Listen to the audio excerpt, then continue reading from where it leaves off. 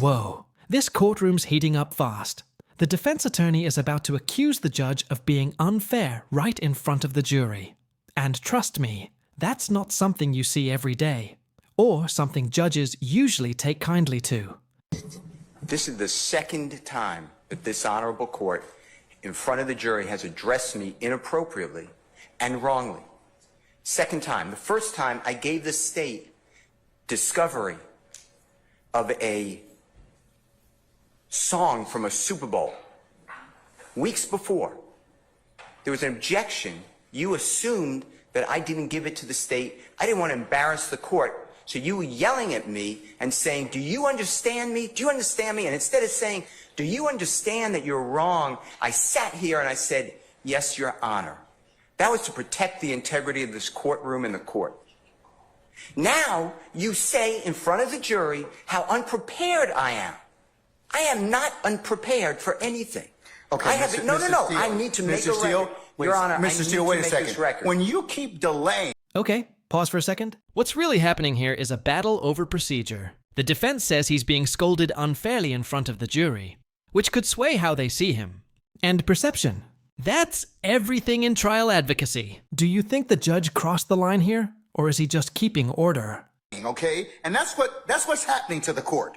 You keep delaying and elongating and pushing out these particular our ability to present a seamless case in front of the jury. That's my purview as a judge. And I've asked you a number of times, you and your colleagues on both sides, to go ahead and listen to whatever it is you need to do, prepare me as needed. Now, I asked you those two particular questions because if they turned over the audio to you in discovery and you've listened to them already, then you either have an objection or you don't have an objection. And I was trying to solicit from you whether or not we could just go ahead and just hear it. So you can imagine my frustration because all these little delays just elongate out our presentation in front of the jury. That's for your benefit, not for mine, Your Honor. So that's why I've told you all at various times during this particular case. It's not because I want to embarrass you, Mr. Steele. It's just that I'm trying to kind of keep this thing presented in a way that the jury can listen to it. And the court is wrong. Okay, what happened was, let me finish, and I'm making this for the record. What happened is, and I don't get embarrassed by you, but I don't want to embarrass you. I made an objection that some of these jail calls have a third party who will not testify. I objected to hearsay.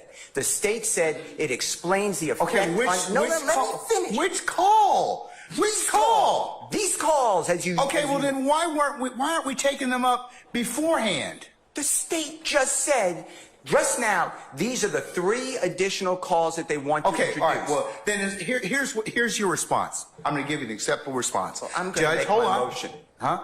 I need to make my motion. Judge, there's more to this than we need to listen to these calls. Right. Then I would have no, you didn't say that though. So I wouldn't have had that opportunity. But that's why I keep telling you this, okay? I mean, like I told you, forewarned judge, a happy judge. All right, so had you just told me up front, Judge, we have not had the opportunity to listen to all of those calls. We've only been able to listen to 2. I want to listen to the other ones. And I've listened to the calls. I know. I don't know what the third one they're trying to do. Okay, well, listen, let me just finish.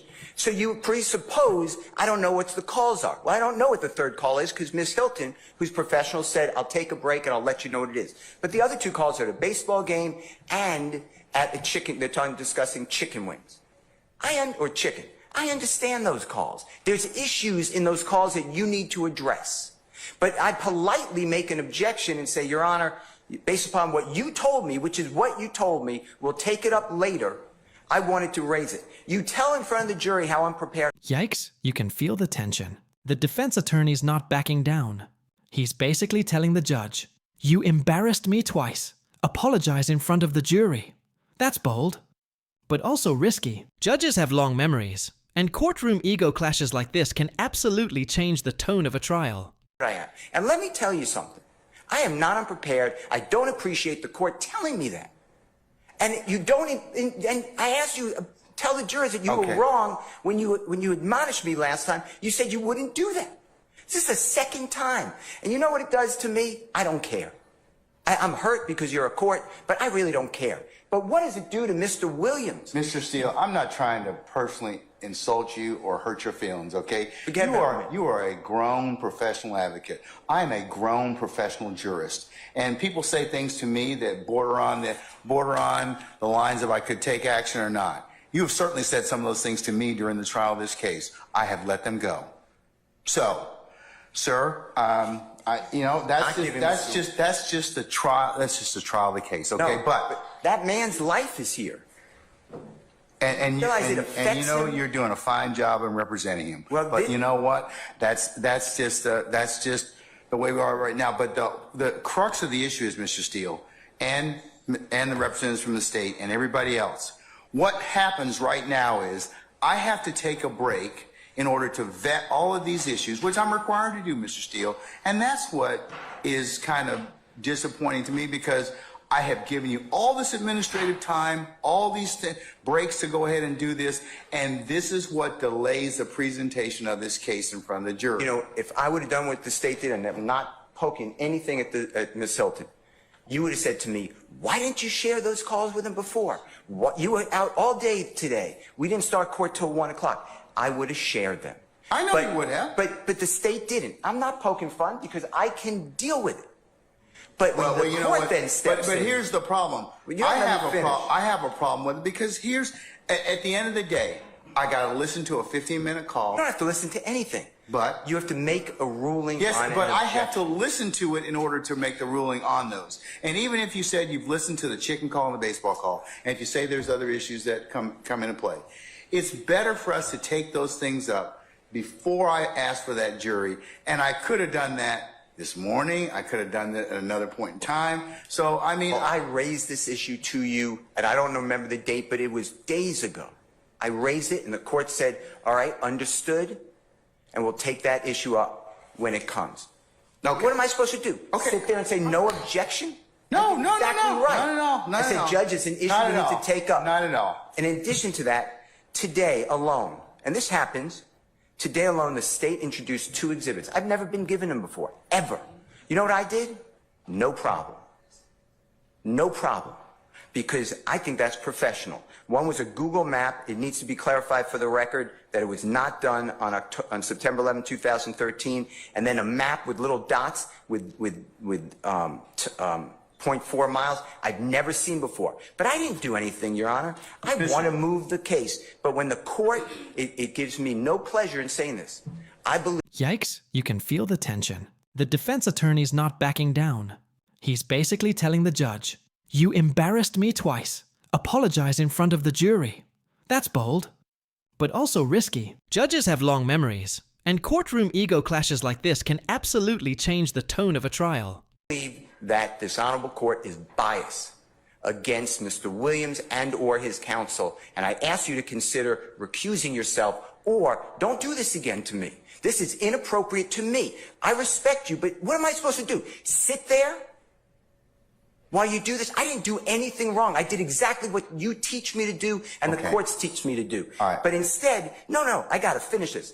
Then I get told to this court says by Prosecutor Love that I'm not being candid with the court and I'm misrepresenting because Mr. Bean never went to the hospital at Grady on September 11, 2013, and Miss Love has a document on the desk to prove it. I sat right in front of Your Honor at the table, at the bench, and I said, I'd be careful what you say. That's not accurate. Ms. Love looked down on me, and she said, it is accurate. You said, we'll take a break, figure it out. After the break, you didn't even bat an eye. Ms. Love said, yeah, I was totally wrong. Mr. Steele's right. He was taken to Grady. If I would have done that and called another member of the bar disingenuous, not truthful, no candor, and misrepresenting, you would have had me yelling in front of a jury. You did nothing. You didn't even ask Ms. Love to apologize. I don't want her apology. I don't care about Ms. Love, but I care about the court. And now if you can walk in someone else's shoes just for a minute and see what you're doing to Mr. Williams, because it's hurtful. I'm not the one wasting time. I'm here every day, ready to go. I am not wasting the time. I make a motion to ask you to please recuse yourself. I know it has to be in writing within 5 days. If you want me to do that, I'll do it, and it has to go to another judge. But this is what's going on, Your Honor, whether you see it or not.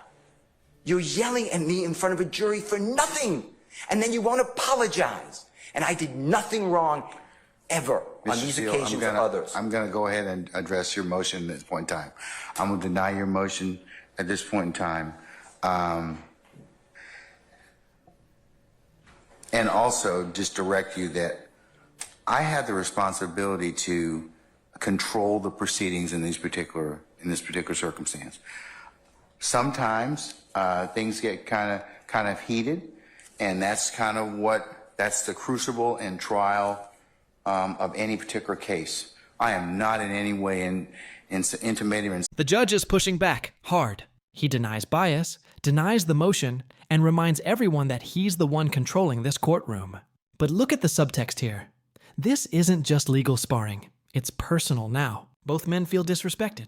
And when emotion starts running the trial, justice gets messy. Insinuating that you are not professional, you are not prepared, but the things that I am bringing up to both of you, and I have fussed at both sides for this particular issue of not being prepared in the sense of, and the only reason it affects the trial of the case is it makes the proceedings a lot longer than they should be, because all these things could be taken up. And sometimes if we've got to parse out all these things, as you can see right now, it takes time, and that's what I'm kind of concerned about, having been a jurist for a long time. So, I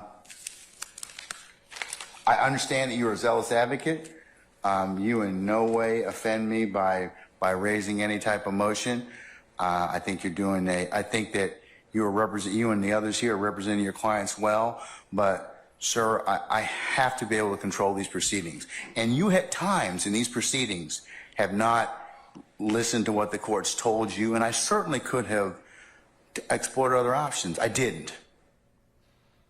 So, I'll tell you that much, for what it's worth. You allowed a member of the bar yesterday ask a witness who constantly is committing, respectfully, potentially perjury. Did Mr. Steele shut off and turn on the recording? I never did that. I wouldn't do that, and I didn't do that. Okay, and but sir, I would have said that question about another member of the bar, prosecution. You would have come over the bench and said, "How dare you?" I sat there and I said, "Outrageous." You denied the motion. I think 3 other people made motions to strike or to object. You denied it. Judge, I'm just telling you, the appearance, if not the reality, is not good here. I'm being... What, to who?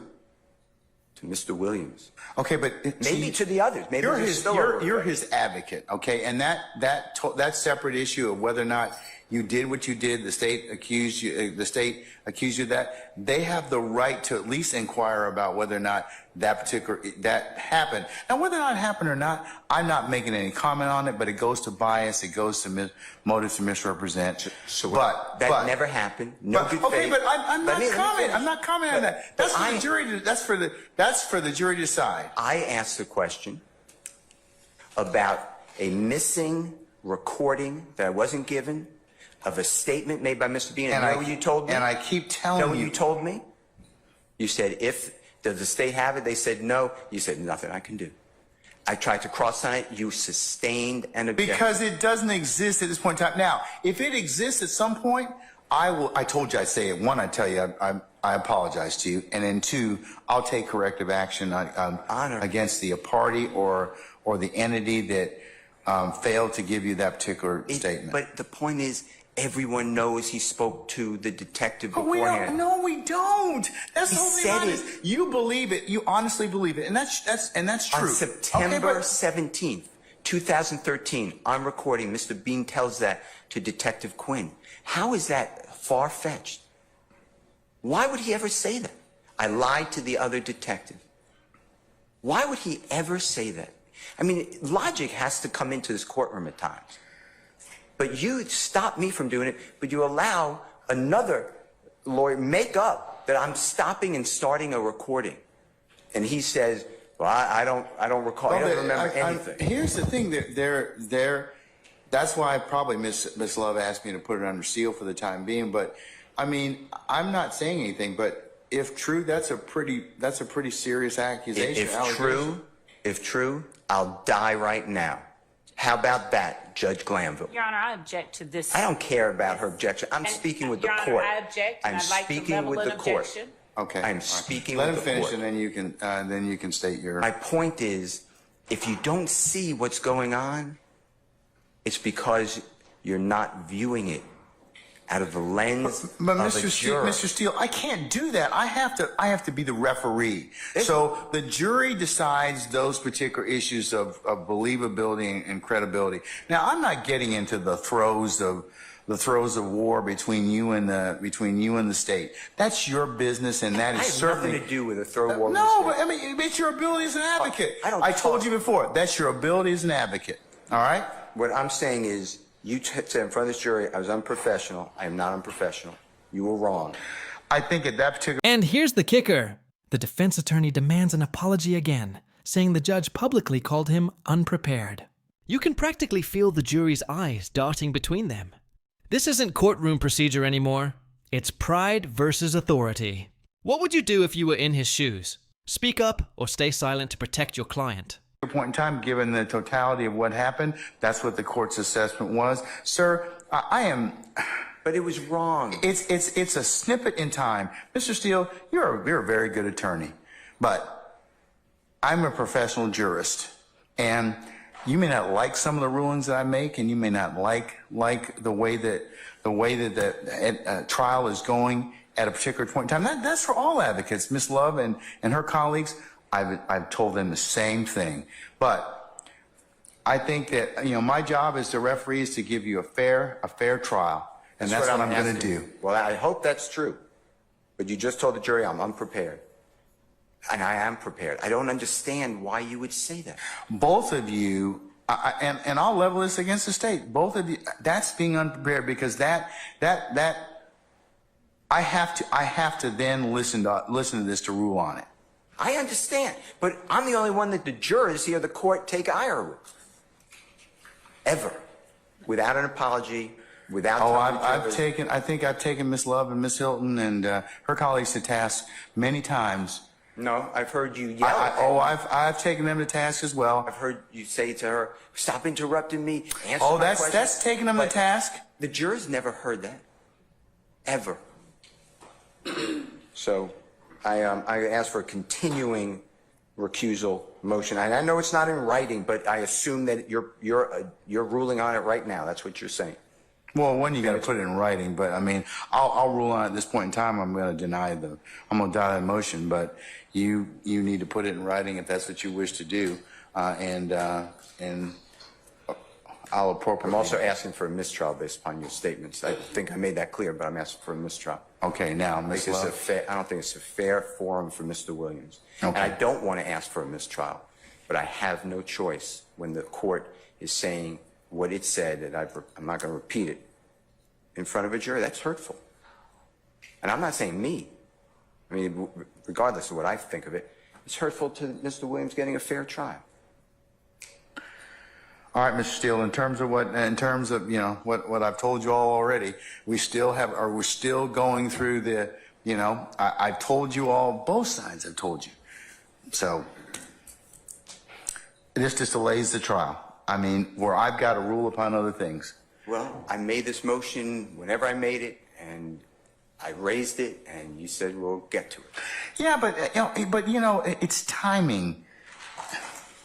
I mean, did you raise it when we first got in here this afternoon? Did you raise it yesterday? Did you raise it kind of so I could kind of take it at that point in time? None of you did. If I would have been told that there were going to be 3 additional jail calls, I could have raised it. The 2 others are already in. I didn't object.